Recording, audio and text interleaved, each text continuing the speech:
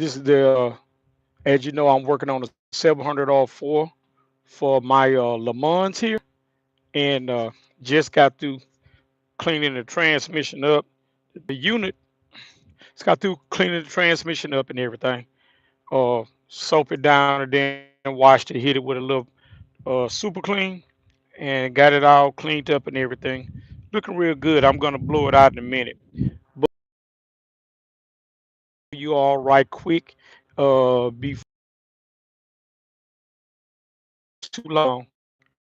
I say that I always kind of rebuild my own parts when I can, and that's what I do.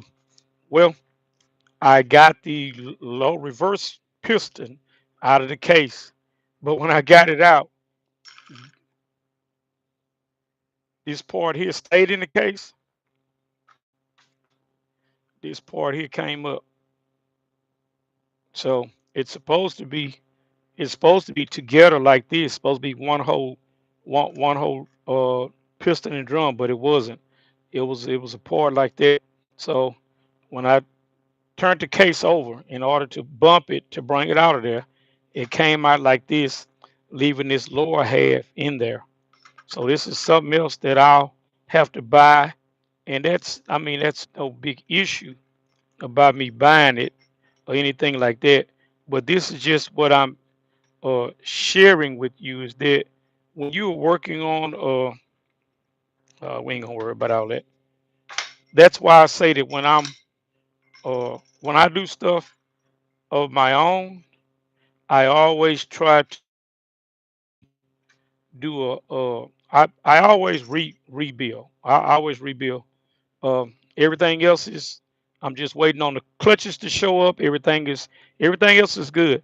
This is the only problem that I found right here on this whole transmission was, besides it being burned up, was the idea that the low reverse piston is broke.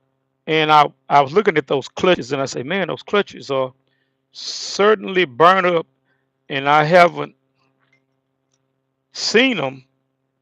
I hadn't seen them burn up that bad before with reverse, but they were. So this right here verifies what I always say.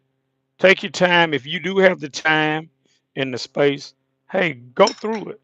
Because what if what if I wouldn't have took this low reverse piston out of here? What if I would have took it out of here and just put the clutches in the transmission? Well, think how disastrous that would have been for me to have to go back through all that again, or wondering why it's not shifting and doing what it's supposed to do. And that's just part of it. So, like I always say, if you can rebuild it yourself, rebuild kit for this transmission is probably about $200. That include the servo and everything. But I mean,